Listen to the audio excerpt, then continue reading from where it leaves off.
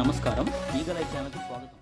పల్లా శ్రీనివాసరావు అనే నేను శాసనసభ సభ్యునిగా ఎన్నికైనందున శాసనం ద్వారా నిర్మితమైన భారత రాజ్యాంగం పట్ల నిజమైన విశ్వాసం, విధేయత చూపుతానని, భారతదేశ సార్వభౌమాధికారాన్ని, సమగ్రతను కాపాడుతానని, నేను స్వీకరించబోయే కర్తవ్యాన్ని శ్రద్ధాశక్తులతో నిర్వహిస్తానని దైవ సాక్షిగా ప్రమాణం చేస్తున్నాను.